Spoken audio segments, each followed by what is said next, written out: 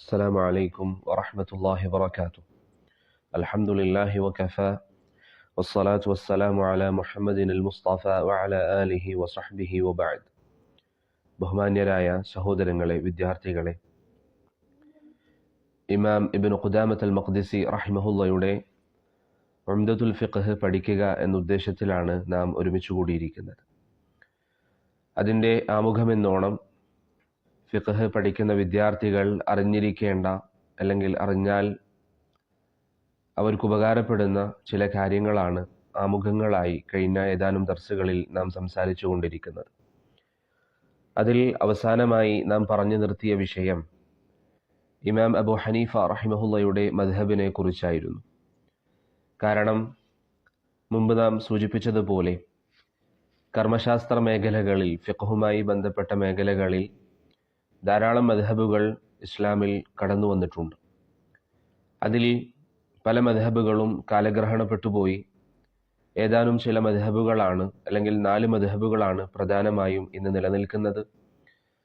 കഴിഞ്ഞ ദർസുകളിൽ ഈ കാലഗ്രഹണപ്പെട്ടുപോയ മദ്ഹബുകളെ കുറിച്ച് നാം സൂചിപ്പിച്ചിരുന്നു. ആ മദ്ഹബുകളുടെ പേരുകൾ നാം പരാമർശിച്ചിരുന്നു. അതോടൊപ്പം തന്നെ ഈ മദ്ഹബുകൾ കാലഗ്രഹണപ്പെട്ടു പോകാനും ഇന്ന് ബാക്കിയായ മദ്ഹബുകൾ നിലനിൽക്കാനുള്ള ചില കാരണങ്ങളൊക്കെ കഴിഞ്ഞ ദർസുകളിൽ നാം പറഞ്ഞിരുന്നു. ഇന്നത്തെ നമ്മുടെ ദർസിൻ്റെ വിഷയം അല്ലെങ്കിൽ ഫിഖ്ഹിൻ്റെ ആമുഖത്തിൽ ഇന്ന് സൂചിപ്പിക്കാനുള്ളത് രണ്ടാമത്തെ മദ്ഹബായ മാലിക്കി മദ്ഹബിനെ കുറിച്ച് ഏതാനും ചില കാര്യങ്ങളാണ്. മുമ്പ് ഞാൻ സൂചിപ്പിച്ചതുപോലെ തന്നെ മദ്ഹബുകളെ കുറിച്ച് പറയുമ്പോൾ അതിൻ്റെ എല്ലാ ഉസൂലുകളും മറ്റു മദ്ഹബുകളിൽ നിന്ന് വ്യത്യസ്തമാകുന്ന എല്ലാ കാര്യങ്ങളും പറയുക എന്നത് പ്രയാസമുള്ള കാര്യമാണ്. അതുകൊണ്ട് തന്നെ നമുക്ക് മനസ്സിലാക്കാൻ നമ്മുടെ സമയം അനുവദിക്കുന്നതനുസരിച്ച് വളരെ പ്രധാനപ്പെട്ട ചില ഉസൂലുകൾ മാത്രമാണ് പറയാൻ ഉദ്ദേശിക്കുന്നത്. ആ മദ്ഹബ് കേൾക്കുമ്പോൾ ബാക്കിയുള്ള മദ്ഹബുകളിൽ നിന്ന് മാലിക്കി മദ്ഹബ് വ്യത്യസ്തമാകുന്ന ഒരു ഘടകമെങ്കിലും മനസ്സിലാക്കുക എന്നതാണ് ഇവിടെ ഉദ്ദേശം. ബിഇദ്നില്ലാ ഉംദത്തുൽ ഫിഖ്ഹിൻ്റെ മത്ൻ പൂർത്തീകരിച്ചു കഴിഞ്ഞാൽ മറ്റു മത്നുകളിലേക്ക് പ്രവേശിക്കുന്നതിന് മുമ്പായി നമുക്ക് ബാക്കിയുള്ള ഉസൂലുകൾ മനസ്സിലാകുന്ന നിലയിൽ നമുക്ക് സംസാരിക്കാം. അല്ലാഹു സുബ്ഹാനഹു വ തആല നമുക്കേവർക്കും നാഫിയായ ഇൽമ് നൽകി അനുഗ്രഹിക്കുമാറാകട്ടെ. സഹോദരങ്ങളെ, രണ്ടാമത്തെ മദ്ഹബ് മാലിക്കി മദ്ഹബാണ്. അൽ മദ്ഹബുൽ മാലിക്കി. വളരെ പ്രസിദ്ധമായ 4 മദ്ഹബുകളിൽ ഒരു മദ്ഹബ് ഇമാം മാലിക് റഹിമഹുള്ളയുടെ പേരിലേക്ക് ചേർത്ത് പറയുന്ന മാലിക്കി മദ്ഹബാണ്. മാലിക്കി മദ്ഹബ് എന്ന് പറയുമ്പോൾ അതിൻ്റെ പേരിൽ നിന്ന് നിങ്ങൾക്കെല്ലാവർക്കും മനസ്സിലാകുന്ന പോലെ അത് ചേർത്ത് പറയുന്നത് മാലിക് ബിൻ അനസ് റഹിമഹുള്ളയിലേക്കാണ്. മാലിക് ബിൻ അനസ് റഹിമഹുള്ളയിലേക്കാണ് ആ മദ്ഹബ് ചേർത്ത് പറയുന്നത്. അദ്ദേഹം വളരെ പ്രഗത്ഭനായ അഹ്ലുസുന്നയുടെ പണ്ഡിതന്മാരിൽ പെട്ടവരാണ് എന്നതിൽ ആർക്കും തർക്കമില്ല. അദ്ദേഹം അറിയപ്പെടുന്നത് തന്നെ ഇമാമു ദാരിൽ ഹിജ്റ എന്ന പേരിലാണ്. ഇമാമു ദാരിൽ ഹിജ്റ എന്ന പേരിലാണ് ഇമാം മാലിക് ബിൻ അനസിൻ റഹിമഹുള്ള അറിയപ്പെട്ടത്. അദ്ദേഹം തബഉ താബിഈങ്ങളിൽ പെട്ടവരാണ്.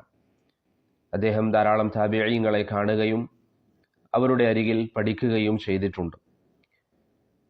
അദ്ദേഹം ജനിക്കുന്നത് ഹിജ്റ 93 വർഷമാണ്. ഹിജ്റ 93 വർഷത്തിലാണ് മഹാനായ ഇമാം മാലിക് ബിൻ അനസ് റഹിമഹുള്ള ജനിക്കുന്നത്. അദ്ദേഹം മദീനയിൽ ജനിക്കുകയും ഇവിടെ തന്നെ മദീനയിൽ തന്നെ വളർന്ന് വലുതാവുകയും ചെയ്ത താബിഈ അല്ലെങ്കിൽ തബഉ താബിഈങ്ങളിൽപ്പെട്ട പണ്ഡിതനാണ് ഇമാം മാലിക് ബിൻ അനസ് റഹിമഹുള്ള. അദ്ദേഹം 10 വയസ്സ് കഴിഞ്ഞപ്പോഴേക്ക് പഠിക്കാനുള്ള താല്പര്യം പ്രകടിപ്പിക്കുകയും അദ്ദേഹത്തിൻ്റെ ഉമ്മ അദ്ദേഹത്തെ പഠിക്കാനായി അന്ന് മദീനയിൽ അറിയപ്പെടുന്ന പണ്ഡിതനായ റബീഅ റഹിമഹുള്ളയുടെ അരികിലേക്ക് അയക്കുകയും ചെയ്യാറുണ്ട്. അദ്ദേഹത്തിൻ്റെ ഉമ്മയുടെ ചരിത്രം നമുക്ക് വായിക്കാവുന്നതാണ്. എത്രത്തോളം അദ്ദേഹത്തിൻ്റെ ഉമ്മ ഇൽമ പഠിക്കാൻ അദ്ദേഹത്തെ പ്രോത്സാഹിപ്പിച്ചിരുന്നു, അതിനാവശ്യമായ സൗകര്യങ്ങൾ ഒരുക്കി കൊടുത്തിരുന്നു എന്നൊക്കെ നമുക്ക് കാണാൻ സാധിക്കും. ഒരു ഉമ്മയുടെ പരിശ്രമം, ഒരു ഉമ്മയുടെ താങ്ങും തണലും ഇമാം മാലിക് ബിൻ അനസ് റഹിമഹുള്ളയെ സംബന്ധിച്ചിടത്തോളം ഇൽമ പഠിക്കാൻ അവർക്ക് വളരെയധികം സൗകര്യം ഒരുക്കി കൊടുത്തിരുന്നു എന്ന് അദ്ദേഹത്തിൻ്റെ ചരിത്രം വായിക്കുന്ന ആർക്കും ബോധ്യപ്പെടുന്ന കാര്യമാണ്. അതുകൊണ്ട് തന്നെ എൻ്റെ ശബ്ദം കേൾക്കുന്ന മാതാപിതാക്കൾ ഇത്തരത്തിലുള്ള കാര്യങ്ങളിൽ നിന്ന് ഗുണപാഠം ഉൾക്കൊള്ളണം. ഒരു ഉമ്മയുടെ പരിശ്രമം അല്ലെങ്കിൽ ഒരു വാപ്പയുടെ പരിശ്രമം പണ്ഡിതന്മാരെ വാർത്തെടുക്കാൻ സഹായിക്കുന്നതാണ് എങ്കിൽ എത്ര വലിയ സൗഭാഗ്യമാണ് ആ മാതാപിതാക്കൾക്ക് പരലോകത്ത് അവരെ കാത്തിരിക്കുന്നത്. ഇവിടെ നിങ്ങൾ നോക്കൂ, ഇമാം മാലിക് ബിൻ അനസ് റഹിമഹുള്ളയുടെ മാതാവ് ചെറിയ പ്രായത്തിൽ തന്നെ 10 വയസ്സ് കഴിയുമ്പോൾ തന്നെ ആ മകന് പഠിക്കാനുള്ള സൗകര്യങ്ങൾ ചെയ്തു കൊടുത്ത്, ആ മകന് നല്ല വസ്ത്രം ഒരുക്കി കൊടുത്ത്, ആ മകന് തലപ്പാവും ധരിപ്പിച്ച് റബീഅ റഹിമഹുള്ളയുടെ സദസ്സുകളിലേക്ക് അദ്ദേഹത്തിൻ്റെ ഉമ്മ അയക്കാറുണ്ട്. പണ്ഡിതന്മാരുടെ ചരിത്രങ്ങൾ നാം നോക്കിയാൽ മുൻകാലഘട്ടത്തിലെ ഉലമാക്കളിൽ പലരും അവരുടെ ചരിത്രങ്ങളിൽ നാം ഒന്ന് വായിച്ചു നോക്കിയാൽ പലരുടെയും ജീവിതത്തിന് പിന്നിൽ, പലരുടെയും ഉയർച്ചയുടെ പിന്നിൽ ഒരു മാതാവിൻ്റെ പ്രവർത്തനം നമുക്ക് കാണാൻ സാധിക്കും. അതുകൊണ്ട് പ്രിയപ്പെട്ട സഹോദരങ്ങൾ, നിർബന്ധമായും നമ്മളുടെ മക്കളുടെ കാര്യത്തിൽ നമുക്കൊരു ശ്രദ്ധ വേണം. അവരെ ഉന്നതരാക്കാൻ, അള്ളാഹുവിൻ്റെ മുമ്പിൽ വലിയ വിലയുള്ളവരാക്കാൻ നാം പരിശ്രമിക്കണം. സത്യസന്ധമായി പരിശ്രമിച്ചാൽ നമ്മുടെ പരിശ്രമത്തിന് ബിഇദ്നില്ലാഹ് അള്ളാഹു സുബ്ഹാനഹു വ തആല ഫലം നൽകുക തന്നെ ചെയ്യും. നാം പറഞ്ഞു വന്നത്, ഇമാം മാലിക് ബിൻ അനസ് റഹിമഹുള്ളയുടെ മാതാവ് 10 വയസ്സ് കഴിഞ്ഞ് പ്രായമായ ആ ഒരു കുട്ടിയെ നല്ല വസ്ത്രം ധരിപ്പിച്ചു കൊടുത്ത്, തലപ്പാവ് ധരിപ്പിച്ച് റബീഅ റഹിമഹുള്ളയുടെ സദസ്സിലേക്ക് അയക്കുമായിരുന്നു. എന്നിട്ട് അദ്ദേഹത്തോട്, ഇമാം മാലിക്കിനോട് ആ ഉമ്മ പറയും, നീ റബീഅ റഹിമഹുള്ളയുടെ സദസ്സിൽ പോയി അറിവ് നേടുന്നതിന് മുമ്പ് അദ്ദേഹത്തിൻ്റെ അദബ് നോക്കി ആ അദബ് നീ പഠിക്കുക എന്ന് ആ ഉമ്മ തൻ്റെ മകനോട് പറയാറുള്ളതായി നമുക്ക് ചരിത്രങ്ങളിൽ കാണാൻ സാധിക്കും. അങ്ങനെ ചെറിയ പ്രായത്തിൽ പഠനം ആരംഭിക്കുകയും, ഞാൻ പറഞ്ഞതുപോലെ 10 വയസ്സ് കഴിഞ്ഞ് ഏതാനും ചില വർഷങ്ങളായപ്പോഴേക്ക് അദ്ദേഹം പഠനം ആരംഭിക്കുകയും പിന്നീട് പഠനത്തിൽ മുഴുകുകയും 21ാമത്തെ വയസ്സാകുമ്പോഴേക്ക് വൈജ്ഞാനികമായി, ഇൽമിയായി നല്ല യോഗ്യത നേടുകയും ചെയ്തതായി അദ്ദേഹത്തിൻ്റെ ചരിത്രങ്ങളിൽ നമുക്ക് കാണാം. 21ാമത്തെ വയസ്സാകുമ്പോഴേക്ക് ദീനി വിഷയങ്ങളിൽ മറുപടികൾ പറയുന്ന, ഫത്വ നൽകുന്ന ഒരു പണ്ഡിതനായി അദ്ദേഹം മാറിയിരുന്നു. അദ്ദേഹം ഇൽമ പഠിക്കുകയും ആ മേഖലയിൽ മികച്ചു നിൽക്കുകയും അദ്ദേഹത്തിൻ്റെ പ്രധാനപ്പെട്ട ഉസ്താദുമാരായ ആ കാലഘട്ടത്തിൽ ജീവിക്കുന്ന ഉന്നതരായ പണ്ഡിതന്മാർ, റബീഅയെ പോലെയുള്ളവർ, യഹ്യ ഇബ്നു സഈദ് അൽ അൻസാരി റഹിമഹുള്ളയെ പോലെയുള്ള ഉലമാക്കൾ അദ്ദേഹത്തിന് ഇനി നിങ്ങൾക്ക് ഫത്വ നൽകാം എന്ന് അനുമതി നൽകിയ ശേഷമാണ് അദ്ദേഹം ഫത്വ നൽകാൻ തുടങ്ങിയത് എന്നും അദ്ദേഹത്തിൻ്റെ ചരിത്രങ്ങളിൽ കാണാം. അദ്ദേഹം തന്നെ പറയുന്നതായി നമുക്ക് അത് കാണാൻ സാധിക്കും. ഞാൻ റബീഅയോടും യഹ്യ ഇബ്നു സഈദിനോടും അനുമതി ചോദിച്ച ശേഷമാണ് അവരെന്നോട് ഫത്വ നൽകാൻ നിർദ്ദേശിച്ച ശേഷമാണ് ഞാൻ ഫത്വകൾ നൽകാൻ തുടങ്ങിയത് എന്ന് ഇമാം മാലിക് ഇബ്നു അനസ് റഹിമഹുള്ള പറയുന്നതായി കാണാം. അപ്പോൾ എൻ്റെ പ്രിയപ്പെട്ട സുഹൃത്തുക്കൾ, വിദ്യാർത്ഥികൾ, ഈ ശബ്ദം ശ്രവിക്കുന്നവർ, നാം പരിശ്രമിക്കുകയാണെങ്കിൽ ചുരുങ്ങിയ വർഷം മാത്രം നമുക്ക് പരിശ്രമിച്ചാൽ വലിയ നിലയിലെത്താൻ സാധിക്കും. പക്ഷേ ഇന്ന് നമുക്ക് പലപ്പോഴും ഏറ്റവും വലിയ തടസ്സമാകുന്നത് ആധുനികമായ ഈ സംവിധാനങ്ങളാണ്. നമ്മുടെ മൊബൈൽ ഫോണുകളും മറ്റും നമ്മുടെ സമയം അപഹരിക്കുന്നു എന്നതാണ് നമുക്ക് പലപ്പോഴും വലിയ തടസ്സമാകാറുള്ളത്. അതുകൊണ്ട് സമയം നല്ല നിലയിൽ ചെലവഴിച്ചാൽ ചുരുങ്ങിയ വർഷങ്ങൾ കൊണ്ട് ഇൽമിയായി ഉന്നതമായ നിലയിലെത്താൻ നമുക്ക് സാധിക്കും. ഇവിടെ സൗദിയിൽ ജീവിക്കുന്ന ചില പണ്ഡിതന്മാർ പറയുന്നതായി കേൾക്കാറുണ്ട്, അല്ലെങ്കിൽ പറഞ്ഞതായി കേട്ടിട്ടുണ്ട്. പണ്ട് കാലഘട്ടത്തിലൊക്കെ 6 വർഷവും 7 വർഷവും പഠിക്കുന്ന ആളുകൾ വൈജ്ഞാനികമായി വലിയ ഉന്നതമായ നിലയിലെത്താറുണ്ട്. ചില ആളുകൾ 6 വർഷം പഠിച്ച ഖാദിയായവരുണ്ട്. കാരണം എന്താണ്? 6 വർഷം എന്നുള്ളത് നിസാരമായ വർഷമല്ല. ആ വർഷം പഠിച്ചാൽ തന്നെ അടിസ്ഥാന കാര്യങ്ങളിൽ നല്ല ധാരണ ഉണ്ടാക്കിയെടുക്കാൻ സാധിക്കും. പക്ഷേ ഇന്ന് പലപ്പോഴും നമുക്ക് പറ്റുന്ന ഒരു പിഴവ് എന്താണ്? വർഷങ്ങളോളം നാം ദർസുകളിൽ ഇരിക്കും, ക്ലാസ്സുകൾ കേൾക്കും, പക്ഷേ ഒന്ന് പഠിച്ച കാര്യങ്ങൾ പിന്നീട് മുറാജഅ ചെയ്യുന്ന ഒരു സംവിധാനം നമുക്കില്ല. രണ്ടാമത്തേത്, പഠിക്കുന്ന സമയത്ത് തന്നെ പഠിക്കുന്നതിനിടയിൽ മൊബൈൽ ഫോണുകൾ നമ്മുടെ സമയത്തിൽ നിന്ന് വലിയൊരു ഭാഗത്തെ അത് കവർന്നെടുക്കുന്നു. തുടങ്ങിയ പല തടസ്സങ്ങളും നാം നീക്കിവെച്ചാൽ നമുക്ക് വൈജ്ഞാനികമായി നന്നായി ഉയരാൻ സാധിക്കും. ഈ പറയുന്ന ഞാനാണെങ്കിലും നിങ്ങളെക്കാളും മെച്ചപ്പെട്ട ആളൊന്നുമല്ല. അതുകൊണ്ട് നാം എല്ലാവരും ഈ ഒരു കാര്യത്തിൽ മുന്നേറാൻ വേണ്ടി ശ്രമിക്കണം. മുൻഗാമികളുടെ ചരിത്രം നമുക്ക് ഏറ്റവും നല്ല മാതൃകയാണ്. ഞാൻ പറഞ്ഞു വന്നത്, ഇമാം മാലിക് ബിൻ അനസ് റഹിമഹുള്ള ചെറിയ പ്രായത്തിൽ പഠനം ആരംഭിക്കുകയും 21ാമത്തെ വയസ്സിൽ തന്നെ അദ്ദേഹം ഫത്വ നൽകാൻ ആരംഭിക്കുകയും ചെയ്തു. ഞാൻ പറഞ്ഞതുപോലെ രണ്ട് പണ്ഡിതന്മാർ, അദ്ദേഹം പേര് പറഞ്ഞതുപോലെ റബീഅ റഹിമഹുല്ലയും അതുപോലെ യഹ്യ ഇബ്നു സഈദ് അൽ അൻസാരി റഹിമഹുല്ലയും അദ്ദേഹത്തിന് അനുമതി നൽകിയ ശേഷമാണ് അദ്ദേഹം ഫത്വ നൽകാൻ ആരംഭിച്ചത്. അദ്ദേഹത്തിൻ്റെ ഉസ്താദുമാർ ധാരാളം ആളുകളുണ്ട്. അതിൽ രണ്ടുപേരെ നമ്മൾ പറഞ്ഞു. അതുപോലെ വളരെ പ്രധാനപ്പെട്ട മറ്റു ചിലരാണ്. ഒന്ന് നാഫിഅ അബ്ദുല്ലാഹി ഇബ്നു ഉമർ റളിയല്ലാഹു അൻഹുവിൻ്റെ കൂടെ എപ്പോഴും ചെലവഴിച്ചിരുന്ന, അദ്ദേഹത്തിനെ സഹവസിച്ചിരുന്ന നാഫിഅ റഹിമഹുല്ല. അദ്ദേഹം താബിഈ പണ്ഡിതനാണ്. അബ്ദുല്ലാഹി ഇബ്നു ഉമറിൻ്റെ മൗലയാണ്. അദ്ദേഹത്തിൻ്റെ വിദ്യാർത്ഥിയാണ് ഇമാം മാലിക് ഇബ്നു അനസ് റഹിമഹുല്ല. അതുകൊണ്ട് തന്നെ പല പണ്ഡിതന്മാരുടെയും കാഴ്ചപ്പാടനുസരിച്ച് ഒരു ഹദീസിൻ്റെ സനദിൽ മാലിക് നാഫിഇൽ നിന്നും, നാഫിഅ ഇബ്നു ഉമറിൽ നിന്നും, ഇബ്നു ഉമർ റസൂലുള്ളാഹി സ്വല്ലല്ലാഹു അലൈഹി വസല്ലമയിൽ നിന്നും ഉദ്ധരിക്കുന്ന റിവായത്തുകൾ വന്നാൽ, ഈ ഒരു പരമ്പര വന്നാൽ, അത് വളരെ പ്രധാനപ്പെട്ട അസഹുൽ അസാനീദ്, ഏറ്റവും സഹീഹായ സനദുകൾ എന്ന് പണ്ഡിതന്മാർ വിശേഷിപ്പിച്ച സനദുകളിൽപ്പെട്ട ഒരു സനദാണ് മാലിക് നാഫിഇൽ നിന്നും, നാഫിഅ ഇബ്നു ഉമറിൽ നിന്നും, ഇബ്നു ഉമർ നബി സല്ലല്ലാഹു അലൈഹി വസല്ലമയിൽ നിന്നും ഉദ്ധരിക്കുന്ന ആ ഒരു തർക്കീബിൽ സനദ് വരിക എന്നത് വളരെ സഹീഹായ, പണ്ഡിതന്മാർ അങ്ങേയറ്റം പുകഴ്ത്തിയിരിക്കുന്ന സനദുകളിൽപ്പെട്ട ഒരു സനദാണ്. അപ്പോൾ ഇമാം മാലിക്കിൻ്റെ ഉസ്താദുമാരിൽ വളരെ പ്രധാനപ്പെട്ട ഒരു വ്യക്തിയാണ് നാഫിഅ മൗല ഇബ്നു ഉമർ റഹിമഹുല്ലാ. അതുപോലെ തന്നെ ഇമാം മാലിക്കിൻ്റെ ഉസ്താദുമാരിൽ വളരെ പ്രധാനപ്പെട്ട ഒരു പണ്ഡിതനാണ് ഇമാം സുഹരി റഹിമഹുല്ലാ. ഇമാം സുഹരി അറിയാത്ത ആളുകൾ ഉണ്ടാവില്ല. ഇമാം സുഹരി അത്രയും വലിയ പണ്ഡിതനാണ്. ഏറ്റവും അധികം ഹദീസുകൾ അദ്ദേഹത്തിലൂടെയാണ് വരുന്നത്. സഹാബികളിൽ നമ്മൾ അബൂ ഹുറൈറയെ പറയുന്നത് പോലെയാണ് താബിഈങ്ങളിൽ ഇമാം സുഹരി റഹിമഹുല്ല. അദ്ദേഹവും ഇമാം മാലിക്കിൻ്റെ ഉസ്താദാണ്. വേറെയും ധാരാളം ആളുകളുണ്ട്.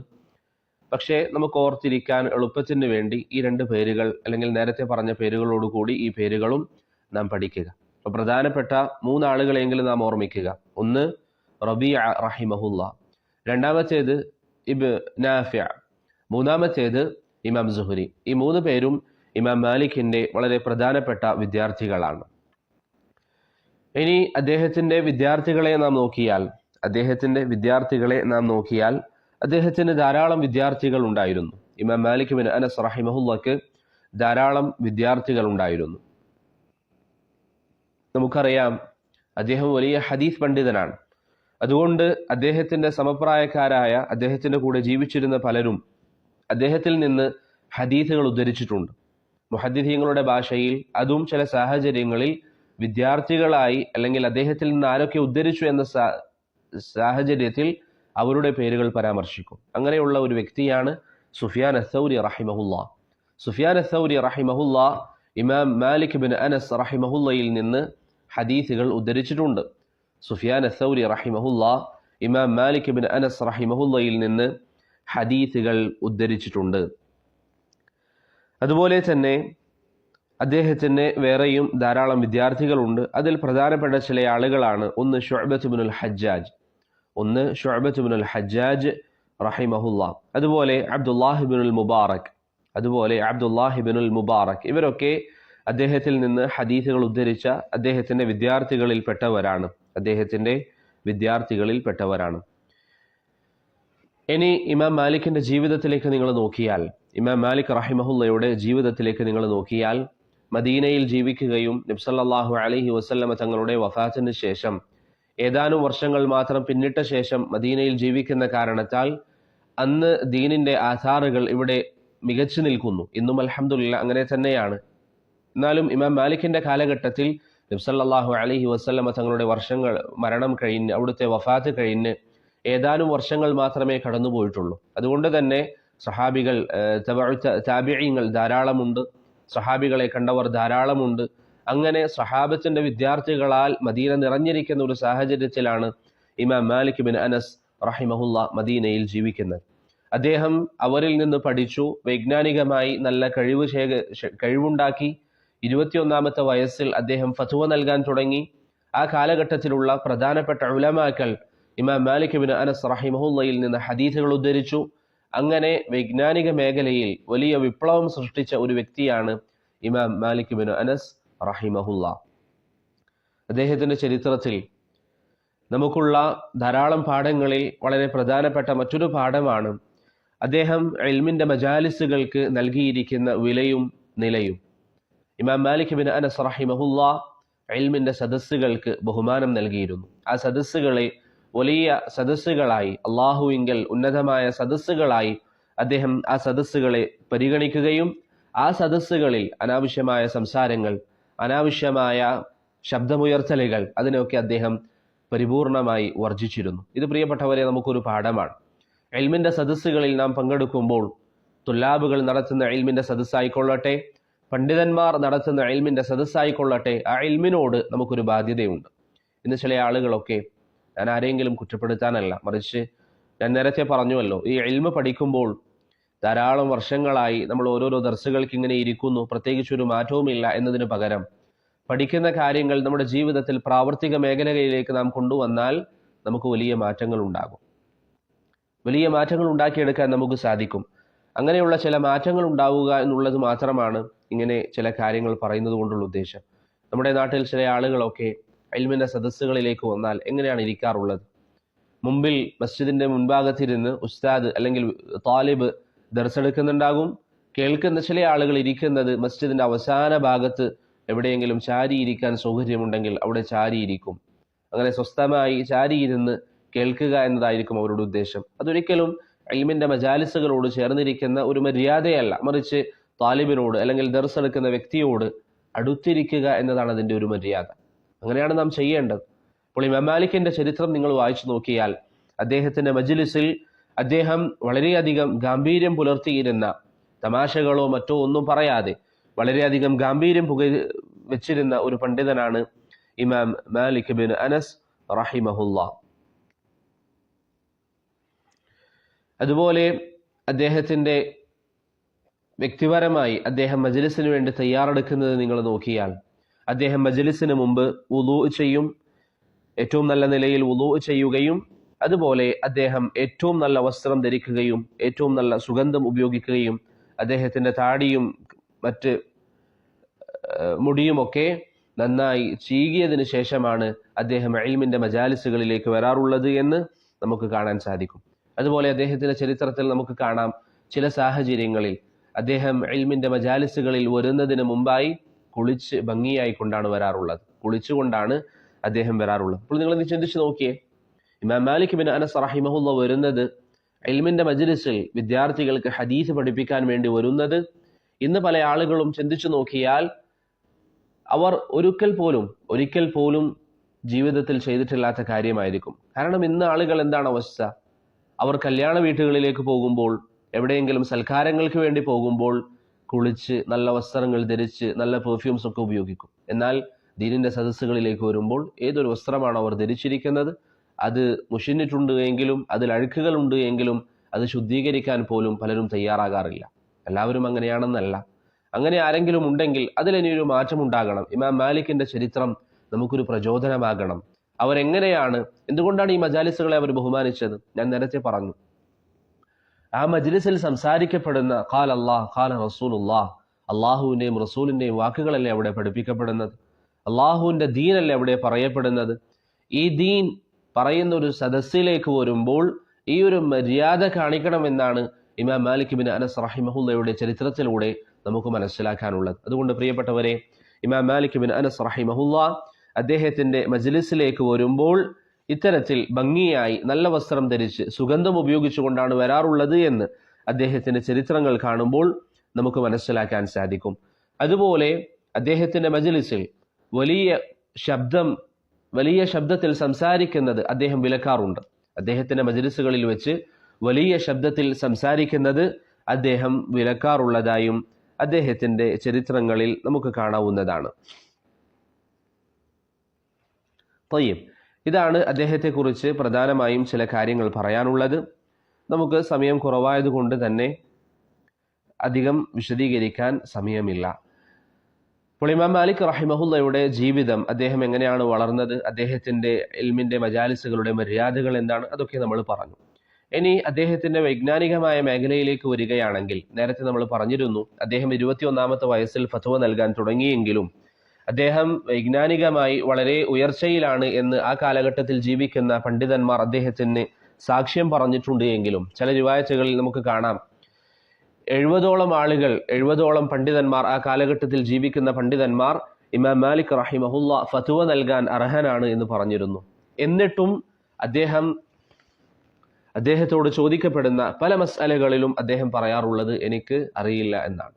അദ്ദേഹത്തോട് ചോദിക്കപ്പെടാറുള്ള പല മസ്അലകളിലും അദ്ദേഹം പറയാറുള്ള മറുപടി എനിക്ക് അറിയില്ല എന്നായിരുന്നു.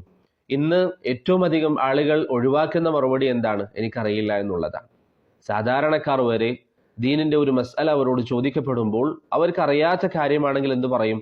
എനിക്ക് തോന്നുന്നു ഇങ്ങനെയാണ് ആ വിധി, എനിക്ക് തോന്നുന്നു ഇതാണ് അതിന്റെ ഹുക്കുമ് എന്നിങ്ങനെ തോന്നലുകളുടെ അടിസ്ഥാനത്തിൽ ദീന് പറയുന്ന ഈ കാലഘട്ടത്തിൽ നമുക്ക് വലിയ പാഠമാണ് ഇമാം മാലിക്കിന്റെ ചരിത്രം. ആ കാലഘട്ടത്തിൽ ജീവിക്കുന്ന യഹ്യ ഇബ്നു സഈദ് അൽ അൻസാരിയെ പോലെയുള്ള, അതുപോലെ റബീഅ റഹിമഹുല്ലയെ പോലെയുള്ള ഉലമാക്കൾ ജീവിച്ചിരിക്കുന്ന ആ കാലഘട്ടത്തിൽ അവരാ പറയുന്നത് ഇമാം മാലിക്കിന് ദീന് സംസാരിക്കാൻ യോഗ്യതയുണ്ട്. എന്നിട്ടും ഇമാം മാലിക്കിന്റെ അരികിൽ ചില മസ്അലകളുമായി ആളുകൾ ചെന്നാൽ ഇമാം മാലിക് റഹിമഹുല്ല പറയാറുണ്ട് എനിക്കറിയില്ല. അതുകൊണ്ട് പ്രിയപ്പെട്ടവരെ, നാം ഒന്നുകൂടി ചിന്തിക്കണം. ദീനിന്റെ വിഷയത്തിൽ നമ്മുടെ സംസാരങ്ങളെ നാം നിയന്ത്രിക്കാൻ നിർബന്ധമായും തയ്യാറാകണം. ഇമാം മാലിക്കിന്റെ പ്രധാനപ്പെട്ട ഒരു വിദ്യാർത്ഥിയാണ് അബ്ദുല്ലാഹിബിൻ വഹബ് റഹിമഹുല്ല. അബ്ദുല്ലാഹിബിൻ വഹബ് പറയാറുണ്ട്, ഞാൻ ഇമാം മാലിക്കിനോട് ചോദ്യങ്ങൾ ചോദിക്കുകയും ഇമാം മാലിക് എനിക്കറിയില്ല എന്ന് പറഞ്ഞിരിക്കുന്ന മസ്അലകൾ അതിനെ മാത്രം ഒരുമിച്ച് കൂട്ടാൻ ഞാൻ തയ്യാറാവുകയും ചെയ്താൽ ഒരു വലിയ ഗ്രന്ഥം നിറയെ, അല്ലെങ്കിൽ ഒരു വലിയ വോള്യം എനിക്ക് രചിക്കാൻ സാധിക്കുമെന്ന് ഇമാം അബ്ദുല്ലാഹിബിൻ വഹബ് റഹിമഹുല്ല പറയുന്നതായി കാണാം. എന്തായി പറഞ്ഞത്? ഇമാം മാലിക്കിനോട് വന്നിരിക്കുന്ന ചോദ്യങ്ങളിൽ അദ്ദേഹം അറിയില്ല എന്ന് പറഞ്ഞിരിക്കുന്ന മസ്അലകളെ ഒരുമിച്ച് കൂട്ടിയാൽ ഒരു വാള്യം നിറയെ അത് നിറഞ്ഞു നിൽക്കുമെന്ന് അബ്ദുല്ലാഹിബിൻ വഹബ് റഹിമഹുല്ല പറയുന്നു. ഇത്ര വലിയ പണ്ഡിതൻ, അദ്ദേഹത്തിന്റെ മറുപടികൾ ഒരുമിച്ച് കൂട്ടാൻ നിന്നാൽ ഒരു വാള്യം അഥവാ 600-700 പേജുള്ള ഒരു പുസ്തകമായി എനിക്ക് രചിക്കാൻ സാധിക്കുമെന്ന് അബ്ദുല്ലാഹിബിൻ വഹബ് റഹിമഹുല്ല പറയുന്നു. എൻ്റെ പ്രിയപ്പെട്ട സഹോദരങ്ങൾ, ദീനിന്റെ വിഷയത്തിൽ അറിവില്ലാതെ സംസാരിക്കുന്നുവെങ്കിൽ ഇനി നിങ്ങൾ ശ്രദ്ധിക്കണം. പലപ്പോഴും നമ്മളോട് ചോദിക്കപ്പെട്ട മസ്അലകളിൽ ഒരുപക്ഷെ നമ്മൾ അറിയില്ല എന്ന് പറഞ്ഞിരിക്കുന്ന മസ്അലകൾ ഒരു 10 പേജ് നിറയെ എഴുതാനുണ്ടാവണമെന്നില്ല. എന്നാൽ ഇമാം മാലിക്കിന്റെ നിങ്ങൾ നോക്കൂ, ഒരു വോള്യം നിറയെ എഴുതാനുണ്ടാകുമെന്ന് അബ്ദുല്ലാഹിബിൻ വഹബ് റഹിമഹുല്ല പറയുന്നു. ഒരു വാള്യം നിറയെ എഴുതാനുണ്ടാകും. ഖാലിദ് ഇബ്നു ഖദ്ദാഷ് റഹിമഹുല്ല പറയുന്നതായി നമുക്ക് കാണാം, ഞാൻ ഒരിക്കൽ ഇമാം മാലിക്കിനെ 40 മസ്അലകളുമായി സമീപിച്ചു. 40 ചോദ്യങ്ങൾ. അതിൽ 5 ചോദ്യങ്ങൾക്ക് മാത്രമാണ് ഇമാം മാലിക് എനിക്ക് ഉത്തരം നൽകിയത്. ബാക്കിയുള്ള ചോദ്യങ്ങൾക്ക് ഇമാം മാലിക്കിന്റെ മറുപടി എനിക്കറിയില്ല എന്നായിരുന്നു. അതുകൊണ്ട് ഇതൊക്കെ നമുക്ക് വലിയ പാഠമാണ്. നമ്മുടെ ജീവിതത്തിൽ നമുക്ക് ശ്രദ്ധിക്കാൻ വലിയ ഗുണപാഠങ്ങളാണ് ഈ ഇമാമുമാരുടെ ജീവിതത്തിൽ നിന്ന് നാം സ്വീകരിക്കുക. അല്ലാഹു സുബ്ഹാനഹു വ തആല സൂക്ഷ്മത കാണിക്കാൻ നമുക്ക് ഏവർക്കും തൗഫീഖ് നൽകി അനുഗ്രഹിക്കുമാറാകട്ടെ. അതുപോലെ തന്നെ ഇമാം മാലിക് റഹിമഹുല്ല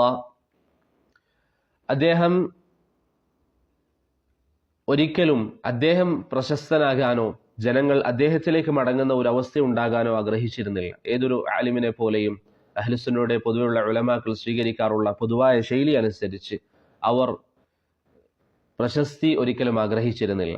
ജനങ്ങൾ എപ്പോഴും ഇൽമിന്റെ വിഷയത്തിൽ അവരിലേക്ക് മടങ്ങണം എന്നല്ല അവർ ആഗ്രഹിച്ചത്, മറിച്ച് അവർ വിനയത്തോടു കൂടി നിന്നു. അള്ളാഹുവിന്റെ ദീന് പഠിപ്പിച്ചു. അള്ളാഹു സുബ്ഹാനഹു വ തആല അവരെ ഉയർത്തി. അതല്ലാതെ ജനങ്ങളെല്ലാവരും തങ്ങളിലേക്ക് മടങ്ങി വരണം എന്നൊരാഗ്രഹം ഒരിക്കലും പണ്ഡിതന്മാർക്ക് ഉണ്ടായിരുന്നില്ല. ഇമാം ഷാഫിഈയുടെ സംസാരം നമുക്കറിയാം. അദ്ദേഹം പറയാറുണ്ട്, എൻ്റെ പേര് പറയപ്പെടാതെ ഈ ഇൽമ് പ്രചരിക്കുമെങ്കിൽ അതാണ് ഞാൻ ആഗ്രഹിക്കുന്നത്. അതുപോലെ തന്നെ മുൻഗാമികളിൽ പലരും മറുപടി പറയാൻ അവർ മടിച്ചിരുന്നു, മറിച്ച് തന്റെ സഹോദരങ്ങൾ, മറ്റു ഉലമാക്കൾ മറുപടി പറയും എന്ന് ഈ പണ്ഡിതന്മാർ കരുതി. അതുപോലെ തന്നെയായിരുന്നു ഇമാം മാലിക് റഹിമഹുല്ല. അതുകൊണ്ടാണ് ആ കാലഘട്ടത്തിൽ ജീവിച്ചിരുന്ന അബ്ബാസി ഭരണാധികാരിയായ അബു ജഅഫർ അൽ മൻസൂർ റഹിമഹുല്ല ഒരിക്കൽ ഇമാം മാലിക്കിനോട് ചോദിച്ചു, താങ്കളുടെ മുവത്ത, താങ്കൾ എഴുതിയിരിക്കുന്ന ഈ മുവത്ത എന്ന കിതാബ് ഇത് ജനങ്ങളോട് അവലംബിക്കാൻ നമുക്ക് പറയാം, ജനങ്ങളെല്ലാവരും ഇത് അവലംബിച്ചുകൊണ്ട് പ്രവർത്തിക്കണം എന്ന് നമുക്ക് പറയാം. അതല്ലാത്ത ഗ്രന്ഥങ്ങളിൽ നിന്ന് വിട്ടുനിൽക്കാനും അടിസ്ഥാന ഗ്രന്ഥമായി ഇമാം മാലിക്കിന്റെ മുവത്ത പരിഗണിക്കുകയും ചെയ്യണമെന്നൊരു നിയമം നമുക്ക് നടപ്പിലാക്കാം എന്ന് പറഞ്ഞപ്പോൾ മാലിക് റഹിമഹുല്ല അത് വിലക്കുകയും അങ്ങനെ ചെയ്യരുത് എന്ന് പറയുകയും ചെയ്തു. കാരണം ഒരിക്കലും ഇമാം മാലിക്കിന്റെ ഉദ്ദേശം എന്തല്ല, ഇമാം മാലിക്കിനെ ജനങ്ങളെല്ലാവരും അംഗീകരിച്ച് ഇമാം മാലിക്കിലേക്ക് ജനങ്ങൾ വിരൽ ചൂണ്ടുന്ന ഒരു അവസ്ഥയുണ്ടാകണം എന്നൊരിക്കലും ഇമാം മാലിക് റഹിമഹുല്ല ആഗ്രഹിച്ചിരുന്നില്ല. അവരൊക്കെ മറഞ്ഞിരിക്കാൻ, വിനയത്തോടുകൂടി ജീവിക്കാൻ ആഗ്രഹിച്ചിരുന്ന ആളുകളാണ്. അപ്പോൾ ആ രീതിയിൽ ജീവിച്ച പണ്ഡിതനാണ് ഇമാം മാലിക് റഹിമഹുല്ല. പിന്നീട് അദ്ദേഹത്തിന് ചില സാഹചര്യങ്ങളിലൊക്കെ ചില പ്രയാസങ്ങൾ ഉണ്ടാവുകയും അദ്ദേഹത്തിന് ചാട്ടവാറടിക്ക് വിധേയനാവുകയും പിന്നീട് അദ്ദേഹത്തിന്റെ ഷോൾഡറിനെ തൊട്ട് കൈകൾ ഊരിപ്പോവുകയും ചെയ്ത സംഭവങ്ങളൊക്കെ ചരിത്രത്തിൽ നിങ്ങൾ കേട്ടിട്ടുണ്ടാകും. അദ്ദേഹം ധാരാളം ഫളായിലുകൾ, നമ്മൾ ഈ പറഞ്ഞതിന് പുറമെ ധാരാളം ഫളായിലുകളുള്ള ഒരു പണ്ഡിതനാണ് ഇമാം മാലിക് ബിൻ അനസ് റഹിമഹുല്ലാ. ഇമാം ദഹബി അദ്ദേഹത്തിന്റെ തദ്കിറത്തുൽ ഹുഫാദിൽ പറയുന്നതായി നമുക്ക് കാണാം, മറ്റ് ധാരാളം ഉലമാക്കൾക്ക് യോജിച്ചു വരാത്ത ധാരാളം സൗഭാഗ്യങ്ങൾ ഒരുമിച്ച് വന്ന, സൗഭാഗ്യം എന്ന് പറഞ്ഞാൽ അദ്ദേഹത്തിന് പരീക്ഷണങ്ങളും മറ്റും പ്രയാസങ്ങളൊക്കെ ഉണ്ടായിട്ടുണ്ട്. സൗഭാഗ്യം എന്നതുകൊണ്ടുള്ള ഉദ്ദേശം വൈജ്ഞാനികമായി നല്ല മികവ് ലഭിക്കുകയും വലിയ വലിയ സനദുകളോടുകൂടി ഹദീസുകൾ ഉദ്ധരിക്കാനുള്ള ഭാഗ്യം ലഭിക്കുകയും അത്തരത്തിൽ വൈജ്ഞാനികമായി വലിയ സൗഭാഗ്യം ലഭിച്ച, മറ്റു പല പണ്ഡിതന്മാർക്കും ലഭിക്കാത്ത സൗഭാഗ്യങ്ങൾ ലഭിച്ച മഹാപണ്ഡിതനായിരുന്നു ഇമാം മാലിക് ബിൻ അനസ് റഹിമഹുല്ലാ എന്ന് ഇമാം ദഹബി അദ്ദേഹത്തിന്റെ തദ്കിറത്തുൽ ഹുഫാദിൽ പറയുന്നതായി നമുക്ക് കാണാം. അദ്ദേഹം മരണപ്പെടുന്നത് ഹിജറ 179 അദ്ദേഹം മരണപ്പെടുന്നത് ഹിജറ 179 93 ജനിച്ചു, 179 അദ്ദേഹം മരണപ്പെട്ടു. ഇതാണ് അദ്ദേഹത്തെക്കുറിച്ച് പ്രധാനമായ ചില കാര്യങ്ങൾ പറയാനുള്ളത്. ഇനി അദ്ദേഹത്തിന്റെ മദ്ഹബിലേക്ക് നാം വന്നാൽ, മാലിക്കി മദ്ഹബിലേക്ക് നാം വന്നാൽ, നാം പറഞ്ഞു ഓരോരോ മദ്ഹബിനും അതിൻ്റെതായ ഉസൂലുകളുണ്ട്. കഴിഞ്ഞ ദർസിൽ ഹനഫി മദ്ഹബിന്റെ ചില ഉസൂലുകൾ നമുക്ക് മനസ്സിലാക്കാൻ എളുപ്പത്തിൽ വളരെ പ്രധാനപ്പെട്ട ചില കാര്യങ്ങൾ നാം പറഞ്ഞിരുന്നു. അതുപോലെ മാലിക്കി മദ്ഹബിനും ചില ഉസൂലുകളുണ്ട്. മറ്റു മദ്ഹബുകളിൽ നിന്ന് വ്യത്യസ്തമാക്കുന്ന ചില ഉസൂലുകൾ മാലിക്കി മദ്ഹബിനുമുണ്ട്. അത് എത്ര ഉസൂലുകളുണ്ട്? പണ്ഡിതന്മാർക്കിടയിൽ, മാലിക്കി മദ്ഹബിന്റെ ഉലമാക്കൾക്കിടയിൽ ഒന്നിലധികം അഭിപ്രായം വന്നിട്ടുണ്ട്. അധിക പണ്ഡിതന്മാരും അല്ലെങ്കിൽ അതിൽ ചില പണ്ഡിതന്മാരൊക്കെ 18 ഉസൂലുകളോളം മാലിക്കി മദ്ഹബിനുണ്ട് എന്ന് പറഞ്ഞിട്ടുണ്ട്. എവിടെ നിന്നാണ് ഈ ഉസൂലുകൾ നമുക്ക് ലഭിക്കുക? അതിൽ ചിലതൊക്കെ ഇമാം മാലിക് റഹിമഹുല്ലയുടെ സംസാരത്തിൽ വന്നിരിക്കുന്ന കാര്യമാണ്. വേറെ ചിലത് പണ്ഡിതന്മാർ ഇമാം മാലിക് റഹിമഹുല്ലയുടെ സംസാരത്തിൽ നിന്ന് മനസ്സിലാക്കിയതും മറ്റ് പണ്ഡിതന്മാർ, ഇമാം മാലിക് റഹിമഹുല്ലക്ക് ശേഷമുള്ള പണ്ഡിതന്മാർ വ്യക്തമായി എഴുതി വച്ചിരിക്കുന്ന കാര്യങ്ങളുമാണ് ഈ ഉസൂലുകൾ എന്നതുകൊണ്ട് ഉദ്ദേശിക്കുന്നത്. ഇമാം ഷാഫിഈയിലേക്ക് നമ്മൾ നോക്കിയാൽ ഇൻഷാ അള്ളാഹ് വരുന്ന ദർസിൽ ഇമാം ഷാഫിഈയുടെ മദ്ഹബിനെ കുറിച്ച് സംസാരം വരും. ഇമാം ഷാഫിഈ അദ്ദേഹത്തിന്റെ റിസാല എന്ന ഗ്രന്ഥത്തിൽ അദ്ദേഹത്തിന്റെ ചില ഉസൂലുകളെ കുറിച്ച് പറയുന്നുണ്ട്. അതുപോലെ ഇമാം മാലിക് ബിൻ അനസ് റഹിമഹുല്ലാ എഴുതിയിരുന്നില്ല. ഇമാം മാലിക് ബിൻ അനസ് റഹിമഹുല്ലാ അവിടുത്തെ ഉസൂലുകൾ വിശദീകരിച്ചുകൊണ്ട് പ്രത്യേകിച്ച് എഴുതിയിരുന്നില്ല. മറിച്ച് അദ്ദേഹത്തിന്റെ ഫത്വകൾ, അദ്ദേഹത്തിന്റെ അഭിപ്രായങ്ങൾ, അതിൽ നിന്ന് പിൽക്കാലഘട്ടത്ത് അദ്ദേഹത്തിന് ശേഷം വന്നിരിക്കുന്ന പണ്ഡിതന്മാർ മനസ്സിലാക്കിയിരിക്കുന്ന ചില ഉസൂലുകളാണ് പ്രധാനമായും. ചില കാര്യങ്ങൾ അദ്ദേഹത്തിന്റെ സംസാരത്തിൽ വന്നിട്ടുണ്ട് താനും, ചില വളരെ കുറഞ്ഞ ചില കാര്യങ്ങൾ. ഉദാഹരണത്തിന് അദ്ദേഹം മറ്റൊരു പണ്ഡിതനായ ലൈസ് ബിൻ സഅദ് റഹിമഹുല്ലാഹ് എഴുതിയിരിക്കുന്ന കത്തിൽ ചില കാര്യങ്ങൾ, ചില ഉസൂലുകൾ അദ്ദേഹം പറഞ്ഞതായി നമുക്ക് കാണാൻ സാധിക്കും. അതല്ലാതെ അധിക ഉസൂലുകളും, ഈ പറയുന്ന 18 ഉസൂലുകൾ എന്നൊക്കെ നമ്മൾ പറയുമ്പോൾ അധിക ഉസൂലുകളും ഇമാം മാലിക് റഹിമഹുല്ലാഹ് ഇത് അദ്ദേഹത്തിന്റെ അസ്ലാണ് എന്ന് പറഞ്ഞ് വിശദീകരിക്കാത്ത കാര്യങ്ങളാണ്. പിന്നീട് പണ്ഡിതന്മാർ അദ്ദേഹത്തിന്റെ സംസാരങ്ങളിൽ നിന്നും അദ്ദേഹത്തിന്റെ ഫത്വകളിൽ നിന്നുമൊക്കെ വായിച്ച് മനസ്സിലാക്കിയ കാര്യങ്ങളാണ്. ഒന്ന് രണ്ട് ഉസൂലുകൾ നമുക്ക് മനസ്സിലാക്കാൻ മാത്രം പറയാം. ഒന്ന് ഖുർആനാണ്. നമ്മൾ പറഞ്ഞു എല്ലാവരും ഖുർആൻ തെളിവായി പറയും. പിന്നെ അതിൽ എന്തുകൊണ്ടാണ് അഭിപ്രായ വ്യത്യാസം ചില ആയത്തുകളിൽ മനസ്സിലാക്കുന്നതിൽ വരുന്നത്? അത് ഇൻഷാ അള്ളാഹ് വരുന്ന ദർസുകളിൽ മദ്ഹബുകളെ കുറിച്ച് പറഞ്ഞ ശേഷം ഫുഖഹാക്കൾക്കിടയിൽ അഭിപ്രായ വ്യത്യാസം വരാനുള്ള കാരണങ്ങളെ കുറിച്ച് പറയുമ്പോൾ നമുക്ക് പറയാം. ഒന്നാമത്തേത് ഖുർആനാണ്, രണ്ടാമത്തേത് സുന്നത്താണ്, മൂന്നാമത്തേത് ഇജ്മാ ആണ്, നാലാമത്തേത് ഖിയാസ് ആണ്. ഈ 4 ഉസൂലുകൾ ഏകദേശം 4 മദ്ഹബുകളും അംഗീകരിക്കുന്നതാണ്. 4 മദ്ഹബുകളും അംഗീകരിക്കുന്നതാണ്. ഹംബലി മദ്ഹബിലുള്ള വിശദീകരണങ്ങളൊക്കെ ആവശ്യമാണെങ്കിൽ നമുക്ക് പിന്നീട് പറയാം. അതിനുശേഷം ഈ 4 കാര്യങ്ങൾക്ക് ശേഷം മാലിക്കി മദ്ഹബിനെ മറ്റുള്ള മദ്ഹബുകളിൽ നിന്ന് വ്യത്യസ്തമാക്കുന്ന, ഹനഫി മദ്ഹബിനെ കുറിച്ച് നമ്മൾ പറഞ്ഞതുപോലെ മാലിക്കി മദ്ഹബിനെ മറ്റുള്ള മദ്ഹബുകളിൽ നിന്ന് വ്യത്യസ്തമാക്കുന്ന പ്രധാനപ്പെട്ട ഒരു കാര്യമാണ് അമലു അഹ്ലിൽ മദീന. അമലു അഹ്ലിൽ മദീന, മദീനക്കാരുടെ അമലുകളുമായി ബന്ധപ്പെട്ട വിഷയം. നേരത്തെ നമ്മൾ പറഞ്ഞിരുന്നു ഇമാം മാലിക് റഹിമഹുല്ലാഹ് ലൈസ് ബിൻ സഅദിന് എഴുതിയിരിക്കുന്ന കത്തിൽ അദ്ദേഹത്തിന്റെ ചില ഉസൂലുകളെ കുറിച്ച് പറഞ്ഞിട്ടുണ്ട്. അദ്ദേഹം അതിൽ പറഞ്ഞ അസ്ലേതാണ്, മദീനക്കാരുടെ പ്രവർത്തനങ്ങൾ തെളിവായി ഇമാം മാലിക് റഹിമഹുല്ലാഹ് മനസ്സിലാക്കിയിരുന്നു. മദീനക്കാരുടെ പ്രവർത്തനങ്ങൾ തെളിവാണ് എന്ന് ഇമാം മാലിക് ബിൻ അനസ് റഹിമഹുല്ലാഹ് മനസ്സിലാക്കിയിരുന്നു. ഏത് കാലഘട്ടത്തിലെ പ്രവൃത്തിയാണ് ഉദ്ദേശം? ആദ്യ 3 നൂറ്റാണ്ടുകളിൽ ഷെയ്ഖുൽ ഇസ്ലാം ഇബ്നു തൈമിയ്യ റഹിമഹുല്ലാഹ് അദ്ദേഹത്തിന്റെ മജ്മൂഉൽ ഫതാവയിൽ പറഞ്ഞതുപോലെ അതുകൊണ്ടുള്ള ഉദ്ദേശം ആദ്യ നൂറ്റാണ്ടുകളിൽ നടന്നിരിക്കുന്ന ഇജ്മാ ആണ്. കേവലം ഒരു വ്യക്തിയുടെ പ്രവർത്തനം എന്നല്ല, മറിച്ച് ആ കാലഘട്ടത്തിൽ മദീനയിലെ ഉലമാക്കൾ ആദ്യ 3 നൂറ്റാണ്ടുകളിൽ എന്തെങ്കിലും ഒരു കാര്യത്തിൽ ഏക അഭിപ്രായക്കാരാണ് എങ്കിൽ ആ ഒരു കാര്യം ഇജ്മാ ആണ് എന്നുള്ളതാണ് ഇമാം മാലിക് ബിൻ അനസ് റഹിമഹുല്ലയുടെ അഭിപ്രായം. ഇമാം മാലിക്കിന്റെ അഭിപ്രായം അങ്ങനെയാണ്. മദീനക്കാർ ആദ്യ 3 നൂറ്റാണ്ടുകളിൽ ചെയ്തിരിക്കുന്ന പ്രവർത്തനങ്ങൾ അത് ഏകോപിച്ച് അവർക്കിടയിൽ വ്യത്യസ്ത അഭിപ്രായമില്ലാതെ അവർ ചെയ്തിരിക്കുന്ന ഒരു പ്രവർത്തനമാണ് എങ്കിൽ അത് തെളിവായി, മദീനക്കാരുടെ അമലുകൾ തെളിവായി ഇമാം മാലിക് ബിൻ അനസ് റഹിമഹുല്ല സ്വീകരിച്ചിരുന്നു. കേവലം സ്വീകരിച്ചിരുന്നു എന്ന് മാത്രമല്ല, ഖബറുൽ വാഹിദിനേക്കാൾ അതിന് മുൻഗണന നൽകുകയും ചെയ്തിരുന്നു. ഖബറുൽ വാഹിദിനേക്കാൾ അതിന് മുൻഗണന നൽകുകയും ചെയ്തിരുന്നു എന്ന് നമുക്ക് മനസ്സിലാക്കാൻ സാധിക്കും. അപ്പോൾ ഇത് മാലിക്കി മദ്ഹബിനെ മറ്റു മദ്ഹബുകളിൽ നിന്ന് വ്യത്യസ്തമാക്കുന്ന ഒരു ഘടകമാണ്. മാലിക്കി മദ്ഹബിലെ ഉലമാക്കൾ ആദ്യ നൂറ്റാണ്ടുകളിലെ 3 നൂറ്റാണ്ടുകളിലെ മദീനക്കാരുടെ ഇജ്മാഇനെ തെളിവായി പരിഗണിച്ചിരുന്നു.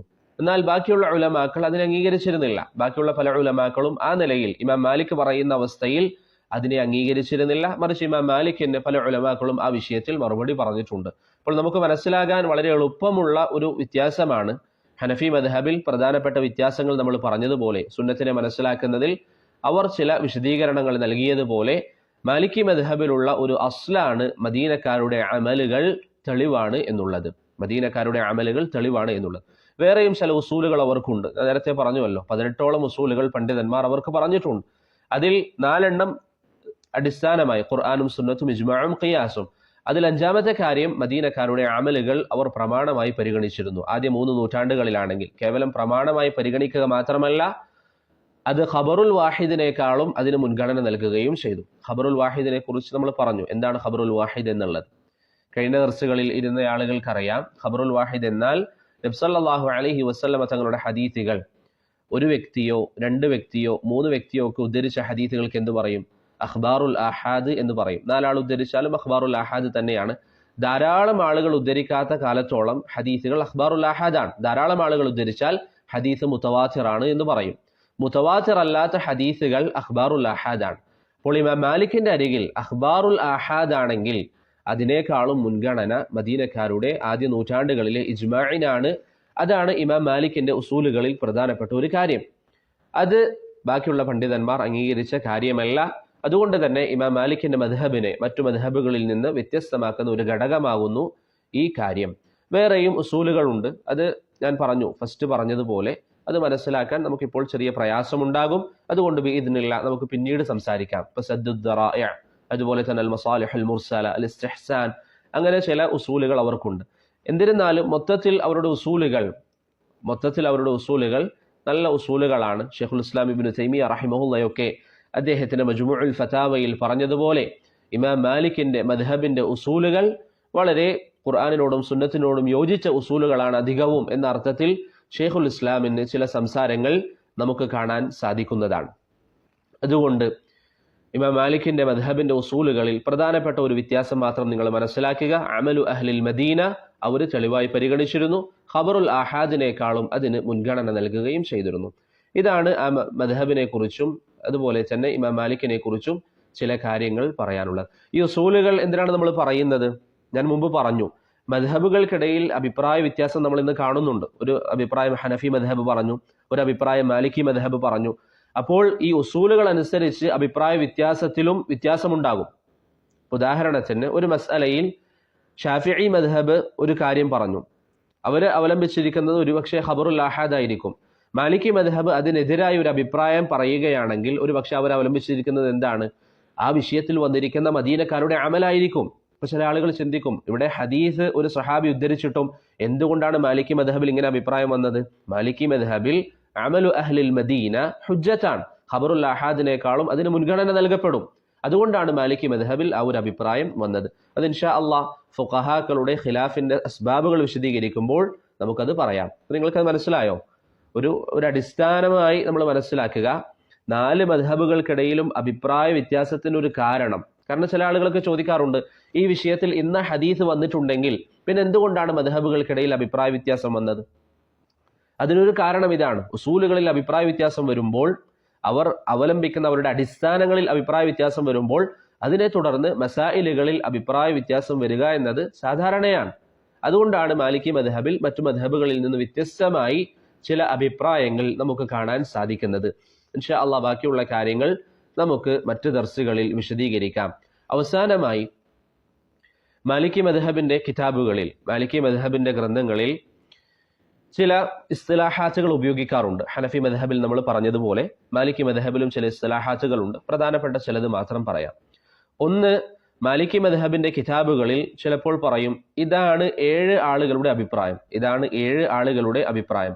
ഏതാണ് ഈ 7 ആളുകൾ കൊണ്ടുള്ള ഉദ്ദേശം? അൽ ഫുഖഹാഉ സബഅ, അൽ ഫുഖഹാഉ അസ്സബഅ, മദീനയിൽ ജീവിച്ച 7 പ്രധാനപ്പെട്ട, ഒരേ കാലം ജീവിച്ച 7 പ്രധാനപ്പെട്ട ഫുഖഹാക്കൾ, 7 പ്രധാനപ്പെട്ട ഫുഖഹാക്കൾ, അവരെയാണെന്ന് പറയുന്നത് അൽ ഫുഖഹാഉ സബഅ എന്ന് പറയുന്നത്. താബിഈങ്ങളുടെ കാലഘട്ടത്തിൽ ജീവിച്ചവർ.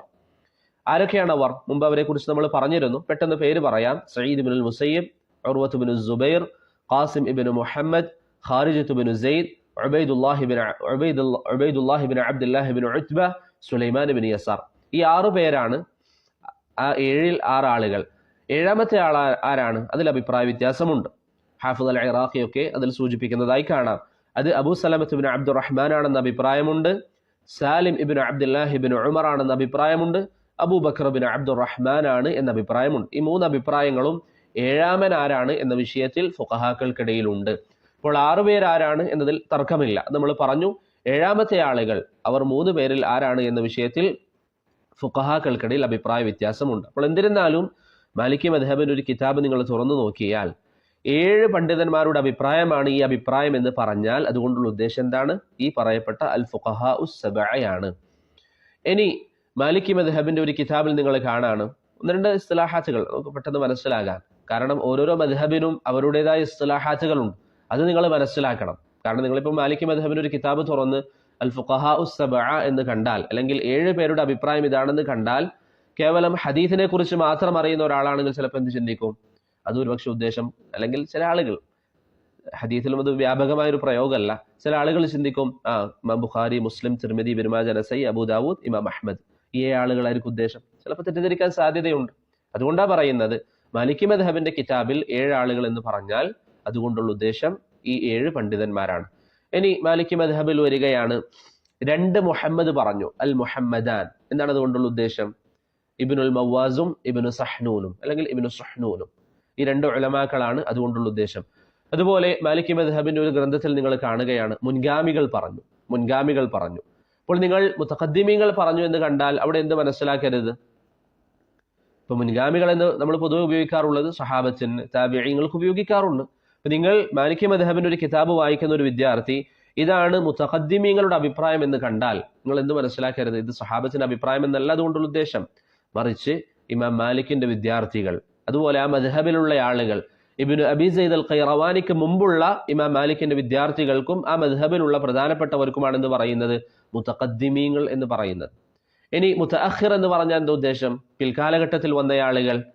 അത് നിങ്ങൾ വായിക്കുമെന്ന് മനസ്സിലാക്കരുത് ഇന്ന് ജീവിച്ചിരിക്കുന്ന ഉലമാക്കളുടെ ഉദ്ദേശം അല്ല, മറിച്ച് ഇബ്നു അബി സയ്ദ് അൽ ഖൈറവാനിക്ക് ശേഷമുള്ള മാലിക്കി മദ്ഹബിലെ ഉലമാക്കൾ. അപ്പോൾ അവിടെ അൽ ഹദ്ദുൽ ഫാസിൽ, മുൻഗാമികൾക്കിടയിലും പിൻഗാമികൾക്കിടയിലും മാലിക്കി മദ്ഹബിന്റെ പരിഗണന ഇബ്നു അബി സയ്ദ് അൽ ഖൈറവാനി റഹിമഹുള്ളയാണ്. ഇബ്നു അബി സയ്ദ് അൽ ഖൈറവാനി റഹിമഹുള്ളയാണ്. അതുപോലെ മാലിക്കി മദ്ഹബിന്റെ ഏതെങ്കിലും ഒരു കിതാബിൽ അൽ ഉസ്താദ് എന്ന് വന്നാൽ, അൽ ഉസ്താദ്, ഈ അഭിപ്രായമാണ് ഹാദാ റഅയുൽ ഉസ്താദ്, ഇതാണ് ഉസ്താദിന്റെ അഭിപ്രായം. ആരായി ഉസ്താദ് മാലിക്കി മദ്ഹബിൽ? അബൂബക്കർ തർത്തൂഷി റഹിമഹുല്ല, അബൂബക്കർ തർത്തൂഷി റഹിമഹുല്ല. അതുപോലെ അൽ ഇമാം, മാലിക്കി മദ്ഹബിന്റെ ഒരു കിതാബിൽ അൽ ഇമാം എന്ന് വന്നാൽ അതുകൊണ്ടുള്ള ഉദ്ദേശം അൽ ഇമാം അൽ മാസിരി റഹിമഹുല്ലയാണ്. അൽ ഇമാം അൽ മാസിരി റഹിമഹുല്ലയാണ്. ഞാൻ പറഞ്ഞതിന്റെ ഉദ്ദേശം, ഏതൊരു ഫിഖ്ഹി ഗ്രന്ഥം നാം വായിക്കുന്നതിന് മുമ്പും ആ മദ്ഹബിന് അതിൻ്റെതായ ഇസ്തിലാഹാത്തുകൾ ഉണ്ടാകും, അതിൻ്റെതായ പ്രയോഗങ്ങൾ ഉണ്ടാകും. അത് നമ്മൾ വായിക്കുകയും അത് മനസ്സിലാക്കുകയും വേണം. അത് വായിക്കുകയും അത് മനസ്സിലാക്കുകയും വേണം. അതല്ല എങ്കിൽ തെറ്റിദ്ധാരണയുണ്ടാകാൻ സാധ്യതയുണ്ട്. അവസാനമായി മാലിക്കി മദ്ഹബിലെ പ്രധാനപ്പെട്ട ചില ഉലമാക്കളെ നമുക്ക് പറയാം. ഒന്ന് നേരത്തെ നമ്മൾ പറഞ്ഞ അബ്ദുല്ലാഹി ബിൻ വഹബ് റഹിമഹുല്ലയാണ്. ഇമാം മാലിക്കിന്റെ അദ്ദേഹത്തിന് എനിക്കറിയില്ല എന്ന് പറഞ്ഞ മസ്അലകൾ വേണമെങ്കിൽ ഒരുമിച്ച് കൂട്ടാമെന്ന് പറഞ്ഞ ഒരു പണ്ഡിതനുണ്ടല്ലോ, അബ്ദുല്ലാഹി ബിൻ വഹബ്. അദ്ദേഹം ഇമാം മാലിക്കിന്റെ പ്രധാനപ്പെട്ട ഒരു വിദ്യാർത്ഥിയാണ്. അതുപോലെ തന്നെ ഇമാം മാലിക്കിന്റെ മദ്ഹബിൽ വളരെ പ്രധാനപ്പെട്ട ഒരു പണ്ഡിതനാണ് ഇബ്നുൽ മാജഷൂൻ റഹിമഹുല്ല. അതുപോലെ നമ്മൾ നേരത്തെ പറഞ്ഞ സഹ്നൂൻ, രണ്ട് മുഹമ്മദ് എന്ന് വന്നാൽ ഇബ്നുൽ മവാസും സഹ്നൂൻ ആണെന്ന് പറഞ്ഞല്ലോ. ഇമാം സഹ്നൂനും മാലിക്കി മദ്ഹബിലെ വളരെ പ്രധാനപ്പെട്ട ഒരു പണ്ഡിതനാണ്. പൊതുവെ സഹ്നൂൻ എന്ന് തന്നെയാണ് പറയാറ്. ലമ്മ് ചെയ്തുകൊണ്ടും ചില ഉലമാക്കൾ ഉപയോഗിച്ചിട്ടുണ്ട്. സുഹ്നൂൻ എന്നും ചില ഉലമാക്കൾ ഉപയോഗിച്ചതായി കാണാം. അതേപോലെ മാലിക്കി മദ്ഹബിൽ വളരെ പ്രഗത്ഭനായ ഒരു പണ്ഡിതനാണ് ഇബ്നു അബി സെയ്ദ് അൽ ഖൈറവാനി റഹിമഹുല്ല. അദ്ദേഹം വളരെ പ്രസിദ്ധനാണ്. അഖീദയുടെ ചില കിതാബുകൾ എഴുതിയും അദ്ദേഹം വളരെ പ്രസിദ്ധനാണ്. ഇവിടെ ഇബ്നു അബി സെയ്ദ് അൽ ഖൈറവാനിയെ പണ്ഡിതന്മാർ, മാലിക്കി മദ്ഹബിലെ ഉലമാക്കൾ വല്ലാതെ ബഹുമാനിക്കുന്നതായി കാണാം. അതിനൊരു കാരണം എന്താണ്? ഉബൈദി ഭരണകൂടത്തിൽ മാലിക്കി മദ്ഹബിന് വല്ലാതെ ക്ഷീണം ബാധിച്ചിരുന്നു. പിന്നീട് ആ മദ്ഹബിനെ കൈപിടിച്ചുയർത്തിയത് ഇബ്നു അബി സെയ്ദ് അൽ ഖൈറവാനി റഹിമഹുല്ലയാണ്. അതുകൊണ്ട് തന്നെ മാലിക്കി മദ്ഹബിൽ വലിയ സ്ഥാനമുള്ള ആലിമാണ് ഇബ്നു അബി സെയ്ദ് അൽ ഖൈറവാനി റഹിമഹുല്ല. അതേപോലെ മാലിക്കി മദ്ഹബിലെ പ്രധാന ആലിമാണ് ഇബ്നു റുഷ്ദ് റഹിമഹുല്ല. ഇബ്നു റുഷ്ദ് അൽ ജദ്ദ് എന്ന് പറയും. അദ്ദേഹം മാലിക്കി മദ്ഹബിലെ പ്രധാനപ്പെട്ട ഒരു പണ്ഡിതനാണ്. ഇങ്ങനെ ധാരാളം ഉലമാക്കൾ മാലിക്കി മദ്ഹബിൽ പ്രധാനപ്പെട്ട ആളുകളായി ഉണ്ട്. വളരെ പ്രധാനപ്പെട്ട ചിലരെയാണ് നാം ഇവിടെ സൂചിപ്പിച്ചത്. അവസാനമായി മാലിക്കി മദ്ഹബിന്റെ പ്രധാനപ്പെട്ട ചില ഗ്രന്ഥങ്ങൾ. ഒന്ന് അൽ മുദവ്വന എന്നുള്ളത് മാലിക്കി മദ്ഹബിന്റെ അടിസ്ഥാന കിതാബാണ്. അതാരാ എഴുതിയത്? സഹ്നൂൻ റഹിമഹുല്ല. സഹ്നൂൻ ഇബ്നു സഈദ് അത്തന്നൂഖിയാണ് അൽ മുദവ്വന എന്ന് പറയുന്ന ആ കിതാബ് എഴുതിയത്. അതുപോലെ ഇമാം ഷിഹാബുദ്ദീൻ അൽ ഖറാഫിയുടെ അദ്ദഖീറയും മാലിക്കി മദ്ഹബിൽ വളരെ പ്രധാനപ്പെട്ട ഒരു കിതാബാണ്. അപ്പോൾ മുദവ്വന, ദഖീറ, പിന്നെ ഇബ്നു അബി സെയ്ദ് അൽ ഖൈറവാനിയുടെ അർ-റിസാലയും മാലിക്കി മദ്ഹബിൽ വളരെ പ്രഗത്ഭമായ ഒരു കിതാബാണ്, വളരെ പ്രധാനപ്പെട്ട കിതാബ്. പിന്നെ വേറെയുമുണ്ട്, മുഖ്തസർ ഇബ്നുൽ ഹാജിബ്, മുഖ്തസർ ഖലീൽ. ഇതൊക്കെ മാലിക്കി മദ്ഹബിന്റെ അടിസ്ഥാന കിതാബുകളിൽ പെട്ട ചില ഗ്രന്ഥങ്ങളാണ്. അവർ അവലംബിക്കുന്ന പ്രധാനപ്പെട്ട ചില ഗ്രന്ഥങ്ങളാണ്. ഇതാണ് പ്രധാനമായും സൂചിപ്പിക്കാനുള്ളത്. ഇപ്പോൾ മാലിക്കി മദ്ഹബിനെ കുറിച്ച് നമ്മൾ പറഞ്ഞു, അതിന്റെ ഉസൂലുകളെ കുറിച്ച് ചിലത് നമ്മൾ പറഞ്ഞു, അതുപോലെ അതിന്റെ പണ്ഡിതന്മാർ, അതിന്റെ ഗ്രന്ഥങ്ങൾ, ഇതൊക്കെ പറഞ്ഞു. അവസാനമായി മാലിക്കി മദ്ഹബ് ഇന്ന് പ്രചാരണത്തിലുള്ള സ്ഥലങ്ങൾ. ഇമാം മാലിക്കിന്റെ കാലഘട്ടത്തിൽ മദീനയിലാണ് മാലിക്കി മദ്ഹബ് പ്രചരിച്ചത്. പിന്നീട് അത് ഹിജാസിൽ പൂർണ്ണമായി അത് വ്യാപിച്ചു. പിന്നെ അത് ഈജിപ്തിലേക്ക് എത്തി, പിന്നെ സ്പെയിനിലേക്കും. അതൊക്കെ ഇമാം മാലിക്കിന്റെ കാലഘട്ടത്തിൽ തന്നെ വ്യാപിച്ചിരുന്നു. പിന്നീട് ഇന്ന് നമ്മുടെ കാലഘട്ടത്തിൽ നോക്കിയാൽ Libya, Jazair, Tunisia, Maghrib, Morocco, Mauritania, Sudan, Egypt, Misr, Kuwait, Imarat, ഇങ്ങനെ പല രാജ്യങ്ങളിലും ഇന്ന് മാലിക്കി മദ്ഹബ് പ്രചാരണത്തിലുള്ളതായി നമുക്ക് കാണാവുന്നതാണ്. ഇമാം മാലിക്കിന്റെ വിദ്യാർത്ഥികൾ ധാരാളമായി യാത്ര ചെയ്യുകയും അവർ മദ്ഹബുകൾ പ്രചരിപ്പിക്കുകയും ചെയ്തതായും നമുക്ക് കാണാം. ഇമാം മാലിക്കിന്റെ കാലഘട്ടത്തിൽ തന്നെ മദ്ഹബ് വ്യാപിച്ചിരുന്നുവെങ്കിലും അദ്ദേഹത്തിന്റെ വഫാത്തിന് ശേഷം അദ്ദേഹത്തിന്റെ വിദ്യാർത്ഥികൾ, ഉദാഹരണത്തിന് യഹ്യ ഇബ്നു യഹ്യ അൽ-ലൈസി റഹിമഹുല്ല, അദ്ദേഹമാണ് ഇമാം മാലിക്കിൽ നിന്ന് മുവത്ത ഉദ്ധരിച്ച പ്രധാനപ്പെട്ട ഒരു വ്യക്തി. ഇമാം യഹ്യ ഇബ്നു യഹ്യ അൽ-ലൈസി റഹിമഹുല്ല ഇമാം മാലിക്കിന്റെ മരണത്തിന് ശേഷം പല രാജ്യങ്ങളിലേക്കും യാത്ര ചെയ്തു. അവസാനം സ്പെയിനിലെത്തി. പിന്നീട് അദ്ദേഹം സ്പെയിനിലാണ് അദ്ദേഹത്തിന്റെ പിന്നീട് വർഷങ്ങളോളം അദ്ദേഹം ജീവിച്ചത്. അന്ന് സ്പെയിനിലെ ഭരണാധികാരിയായിരുന്ന അബ്ദുറഹ്മാൻ ഇബ്നുൽ ഹകം യഹ്യ ഇബ്നു യഹ്യ അൽ-ലൈസിയെ അദ്ദേഹത്തിന്റെ അഡ്വൈസറാക്കി വെക്കുകയും പിന്നീട് അദ്ദേഹത്തിന്റെ തീരുമാനമനുസരിച്ചാണ് അവിടെ ഖാദിമാരെയൊക്കെ നിശ്ചയിക്കുകയും ചെയ്തത്. അതുകൊണ്ട് തന്നെ ആ മദ്ഹബിന് അവിടെ വലിയ സ്വീകരണം ലഭിച്ചിരുന്നു. അങ്ങനെയാണ് ലോകത്ത് പല രാജ്യങ്ങളിലും ഈ മദ്ഹബ് വ്യാപിച്ചത്. ഇതാണ് മാലിക്കി മദ്ഹബിനെ കുറിച്ച് പ്രധാനപ്പെട്ട ചില കാര്യങ്ങൾ നമുക്ക് സൂചിപ്പിക്കാനുള്ളത്. അല്ലാഹു സുബ്ഹാനഹു വ തആല നമുക്ക് കാര്യങ്ങൾ മനസ്സിലാക്കാനും അല്ലാഹുവിന്റെ ദീൻ പ്രചരിപ്പിക്കുന്നതിൽ പങ്കുചേരാനും നമുക്ക് ഏവർക്കും തൗഫീഖ് നൽകി അനുഗ്രഹിക്കുമാറാകട്ടെ. ബാക്കിയുള്ള കാര്യങ്ങൾ ഇൻഷാ അല്ലാഹ് നമുക്ക് വരുന്ന ദർസിൽ പറയാം. ഇവിടെ ചില സഹോദരങ്ങൾ ചില ചോദ്യങ്ങൾ എനിക്ക് അയച്ചിരുന്നു. അതിന്റെ ഉത്തരം നമുക്ക് ഇൻഷാ അല്ലാഹ് വരുന്ന ദർസിൽ, അല്ലെങ്കിൽ അത് വേറെ തന്നെ നമുക്കൊരു സെഷനായിട്ട് സംസാരിക്കാം. അല്ലാഹു സുബ്ഹാനഹു വ തആല നമുക്ക് നാഫിയായ ഇൽമു നൽകി അനുഗ്രഹിക്കട്ടെ. വസല്ലല്ലാഹു അലാ മുഹമ്മദിൻ വഅലാ ആലിഹി വസഹ്ബിഹി വസല്ലം. അസ്സലാമു അലൈക്കും വറഹ്മത്തുള്ളാഹി വബറകാതുഹു.